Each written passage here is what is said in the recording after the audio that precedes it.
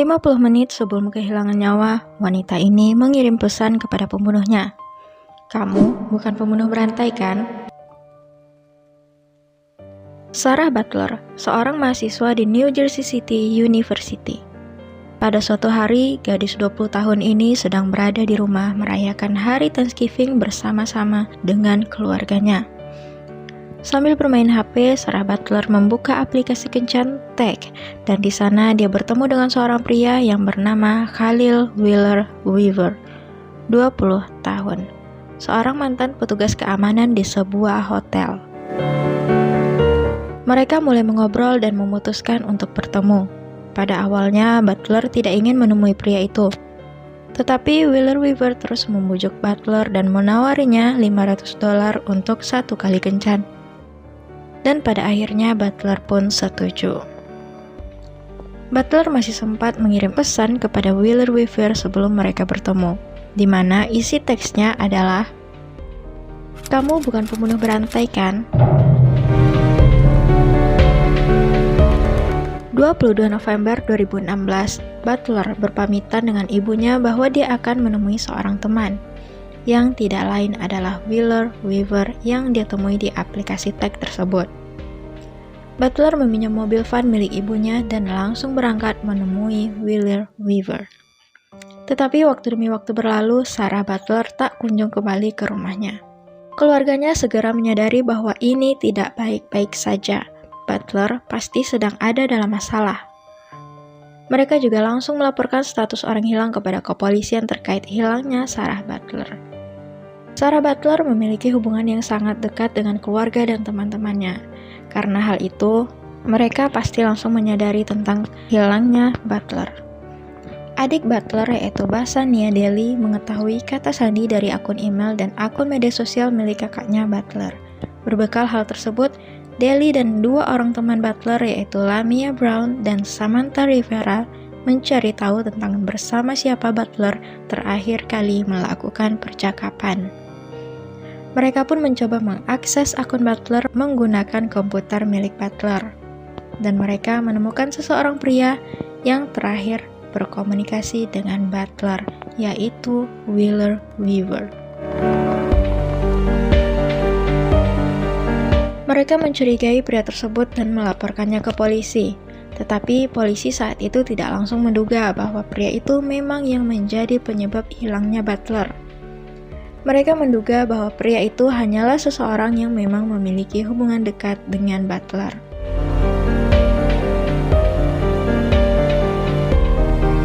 Karena hal itu pun adik dan teman-teman Butler menjadi tidak sabar dan bertekad untuk mencari keadilan dan mengambil tindakan sendiri. Mereka memutuskan untuk melakukan sebuah rencana agar bisa bertemu dengan pria itu. Mereka pun menyusun strategi dan rencana untuk bisa bertemu dengan Wheeler Weaver. Rivera, salah satu teman Butler, membuat profilnya sendiri di Tag. Dalam 1 jam, Wheeler Weaver langsung menghubunginya dan pria itu pun mulai mendesak untuk minta segera bertemu. Rivera mengatur pertemuan dengannya di sebuah kafe. Sebelum pertemuan itu, mereka telah memberitahu pihak kepolisian bahwa mereka telah dihubungi oleh Wheeler Weaver dan akan segera pergi menemuinya. Cara Wheeler Weaver yang begitu cepat mendesak ingin segera menemui Rivera menimbulkan kecurigaan pihak kepolisian dan membuat kekhawatiran terhadap Rivera. Mereka pun langsung mengatur strategi dengan pihak kepolisian. Beberapa polisi akan menunggu Wheeler Weaver di parkiran. Pada 6 Desember 2016, Wheeler Weaver tiba di lokasi yang telah direncanakan. Ketika sampai, belum sempat bertemu dengan Rivera, Wheeler Weaver malah ditemui oleh petugas kepolisian. Dia kemudian langsung ditahan.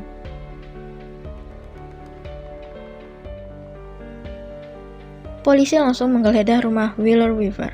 Polisi mendapatkan beberapa bukti yang memberatkan Wheeler Weaver, termasuk histori pencarian di internetnya, yaitu bagaimana cara membuat racun sendiri untuk membunuh manusia, dan bahan kimia apa yang bisa digunakan untuk membuat seseorang segera tertidur. Polisi juga menemukan 3 buah ponsel dan bukti-bukti lain bahwa korban dari Wheeler Weaver ternyata tidak hanya butler. Dia telah menghilangkan nyawa 3 orang wanita. Korban pertama Khalil Wheeler Weaver adalah Robin West yang berusia 19 tahun.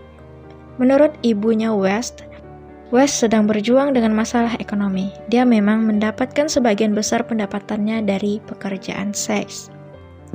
West menghilang pada 31 Agustus 2016.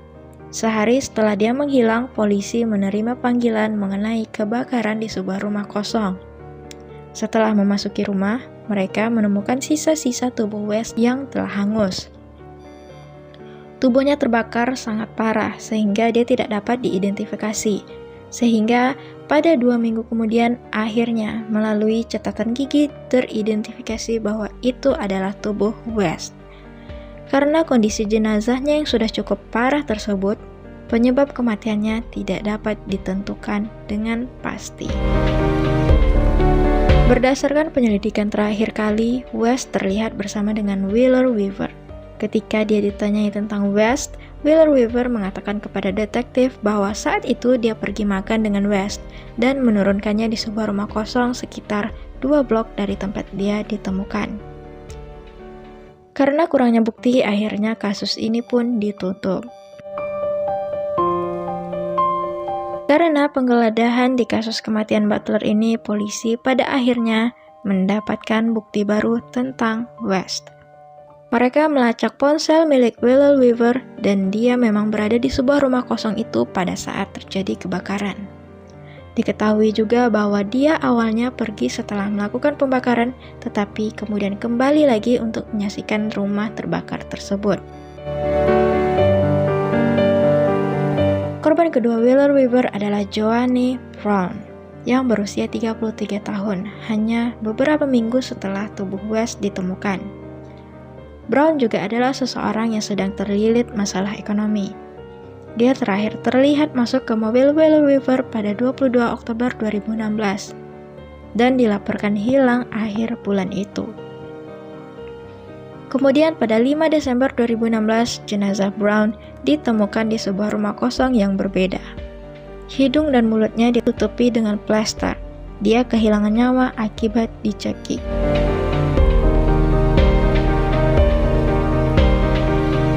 Kemudian pada 15 November 2016, beberapa hari sebelum hilangnya butler, wanita lain bernama Tiffany Taylor juga melakukan pertemuan dengan Wheeler Weaver dan hampir mati. Taylor berusia 34 tahun, sedang hamil dan juga mengalami masalah ekonomi. Dia mengandalkan pekerjaan seks untuk memenuhi kebutuhan dan bertahan hidup.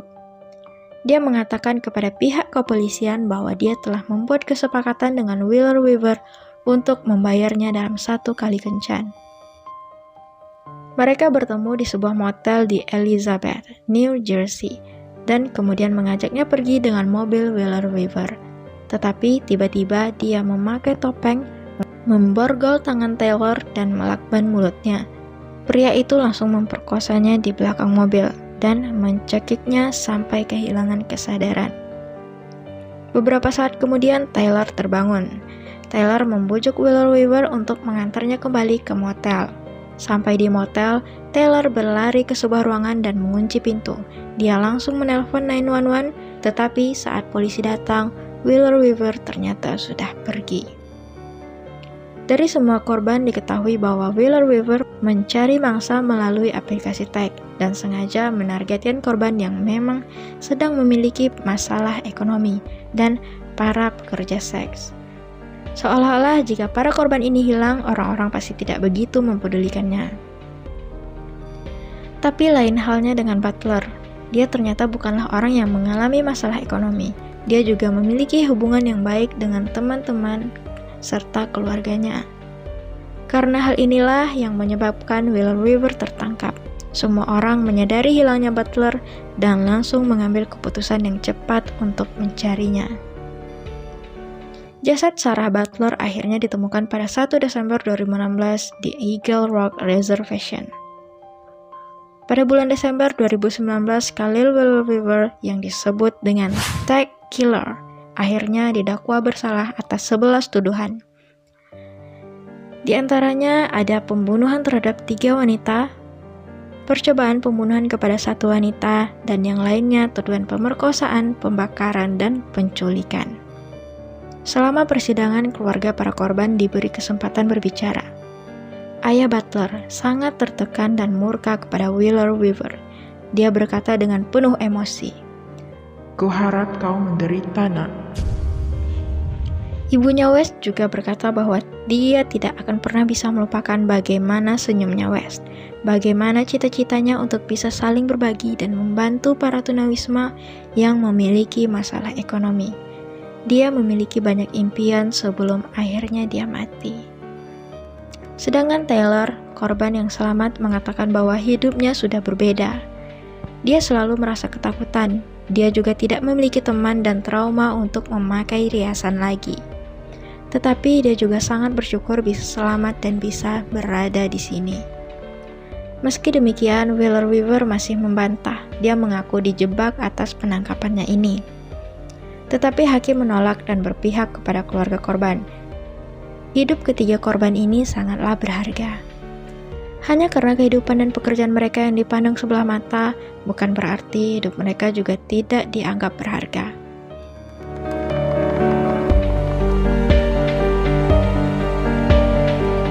Berhati-hatilah jika bertemu dengan orang baru, bahkan jika penampilannya yang baik dan polos bukan berarti hati dan perilakunya juga baik. Bisa jadi hidup kalian akan hancur dan bahkan berakhir di tangan orang itu. Sampai di sini cerita kali ini. Bagaimana menurut kalian? Tulis pendapat kalian di kolom komentar ya.